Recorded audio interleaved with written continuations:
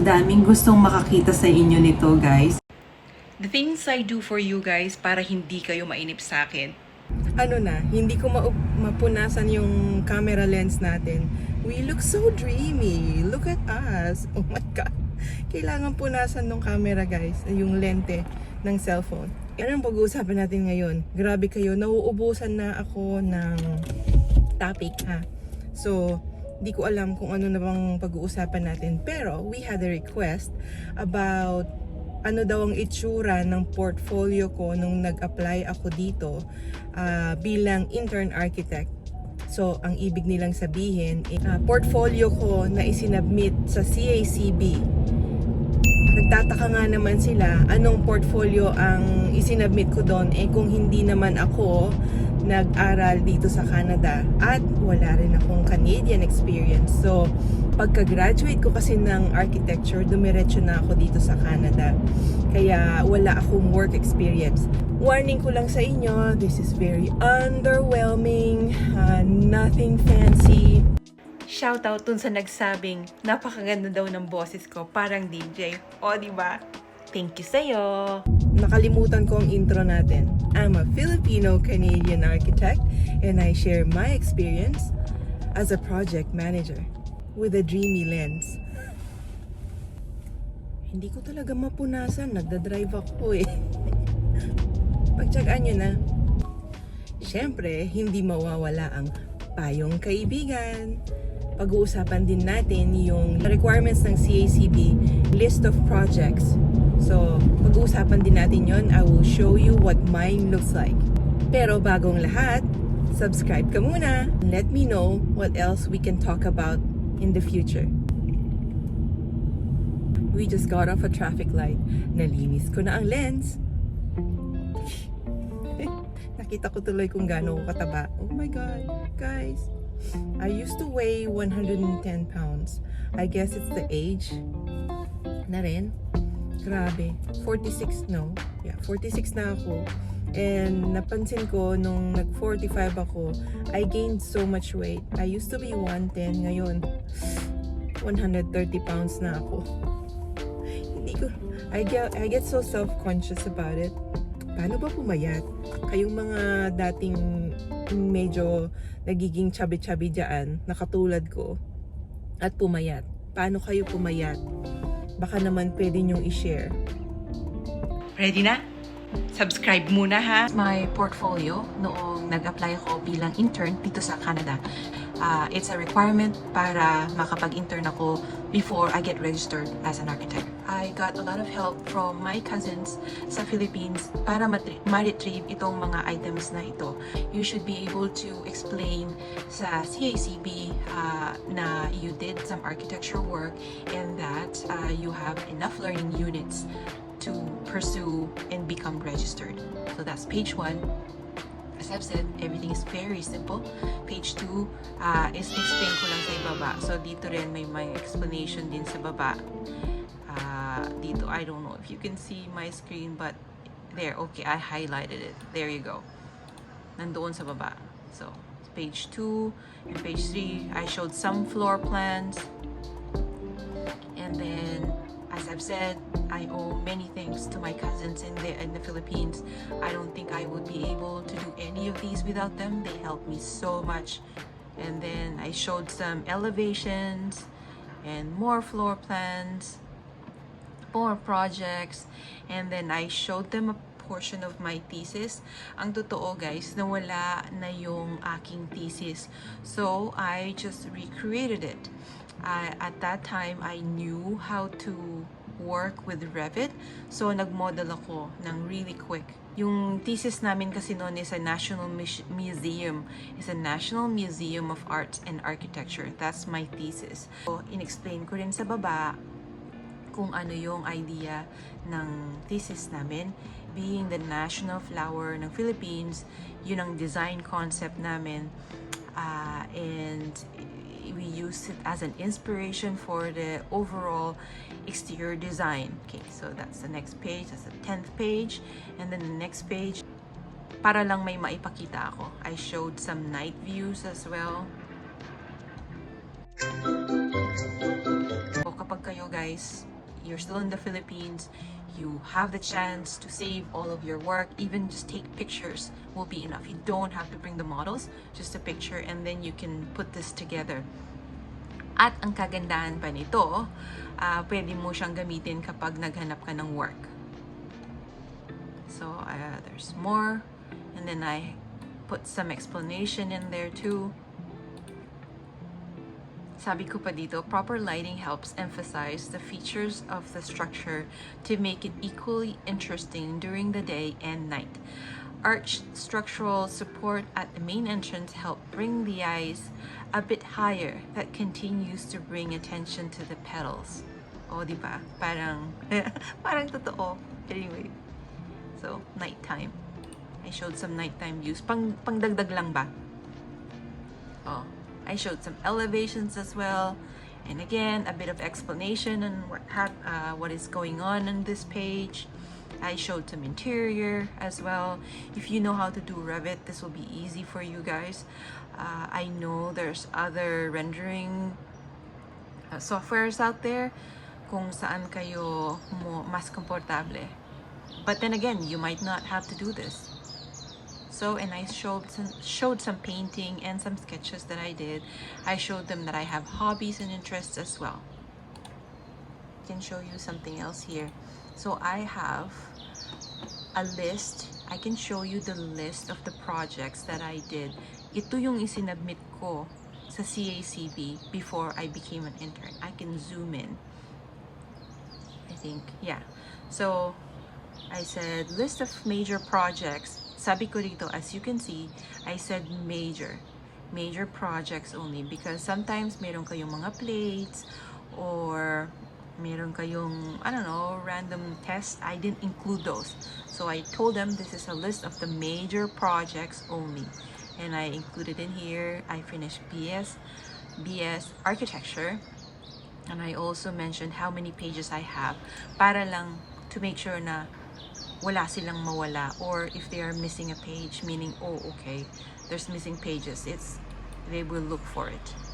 So there you go. So I listed here, first year, I said I did a residential project. Unang-unang pagpasok namin, sabi nila, here you go, make a residential project, show me what you got. I was clueless, but you know what, I did my best. You can do this the way you want to do it, but this is what worked for me and I'm sharing it with you. First year kami, I was showing here that we did mostly residential projects.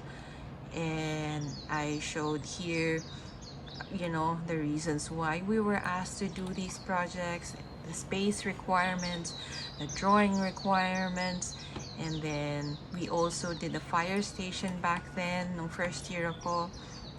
And then on my second year, we did an ecumenical church, a place of worship where everyone can go in there, any type of religion. So these are the space requirements. I wrote them in there. And then the drawing requirements. We had a car dealership as well. And then an elementary public school project. Tapos nung third year ako, we did a renovation and expansion of a 3-story townhouse, and so on and so forth. So fourth year, yun, and then we did Expo Filipino too. Look at that, an Expo Filipino project. Dahil nung kapanahunan namin, yun yung uso noon.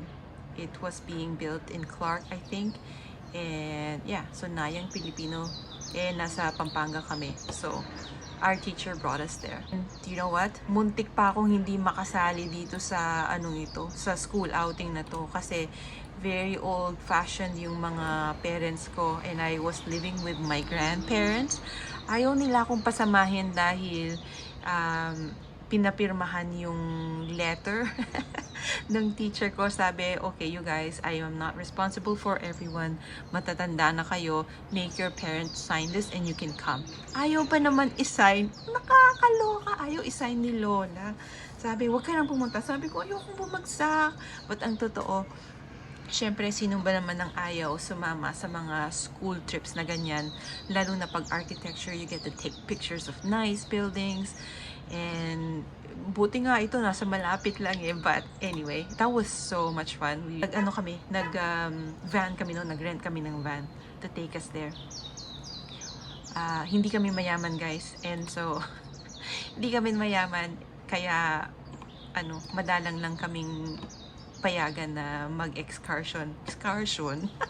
Anyway, so 5th year, I talked about the thesis deliberation and what we did. This is important. I feel this is important. Kasi totoo naman, di ba? Sa 5th year, yun lang ang ginagawa ninyo. You work on your thesis the whole time. And then, in-explain ko kung paano ginagawa ang thesis deliberation sa school namin. So, sinabi ko na whole semester to think about whom we will pair up with. We will be teams of 2 or 3 people, or you can do it on your own if you want. And then we will pretend that we are actually building the project and that we must acquire a site development plan from the city to where we are proposing our site. And then you know the drill. That's what happened. And then I listed here the drawing requirements, and then I also mentioned that we presented and answer questions from the panel of architecture professors. Ngayon, tatanungin naman ninyo, paano naman po yung application ninyo sa CACB? Okay, isi-share ko na rin dito. I will share it to you. So, noong panahon ko, again, wag kayong tamad, pumunta kayo sa website and check it on your own kung ganito pa rin ba yung requirements ng CACB para ma-assess ang inyong qualifications para maging intern. So, ito yon sa akin, and there is a short explanation. Makikita nyo dyan kung ano yung mga requirements. And then the most important part is, here, you see this? These are all the requirements noong kapanahunan ko. I don't know if I can highlight that, but in here, so yung application mo is 8.5 by 11, pero yung portfolio, you can print it to 11 by 17, pero dapat i-fold mo. At that time, ang binayaran ko is $1,779.75 para ma-assess yung aking credentials. See, I'm giving you so much information. Kaya, dapat mag-subscribe ka na para lagi tayong may chikahan. And you have to tell me kung ano pa ang gusto mong malaman about being an architect here in Canada. Or kung gusto niyo, lakwatsa rin naman tayo, we can do that. Tell me where you want to go and I'll take you. So anyway, this is the first page of the application. You fill this out, put your name in here, and educational information. And then you sign it here. Make sure you have everything correct. Tapos, merong, I know you're gonna ask about the, ano bang tawag doon? Nakalimutan ko. Basta yan, yung calendar, school calendar. So, ang tawag nila dito is school calendar. Dito nakalista yung mga subjects na tinake mo. Kasi hindi na pareho yung pinag-aralan namin noon at kayo ngayon. Pinapakita ko lang sa inyo ito as a sample. This is what I did. So, we had English or French composition, tapos humanities, I had humanities, social studies, and then in here, in-explain ko lang kung ano ang ginawa doon sa subject na yun. Okay, so sample ha, English. Study and thinking skills in English, writing in the discipline, and technical writing. Makukuha mo yan doon sa iyong transcript. My transcript had all of this.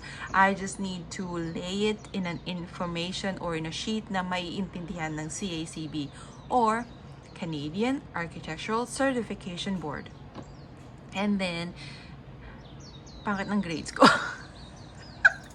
Anyway, tapos sisulot mo dito kung ano yung grade mo. Pag nakita nyo to sa sheet ninyo, maiintindihan nyo rin, please read the instructions, okay? And then in here, you will write the total number of hours. Make sure, guys, that you fix all of these na you will have minimum or more than enough hours. I am very sure you will have more than enough hours. Kasi yun din ang sinabi sa akin nung nagtanong ako. Sabi ko, ang dami-dami kong babayaran.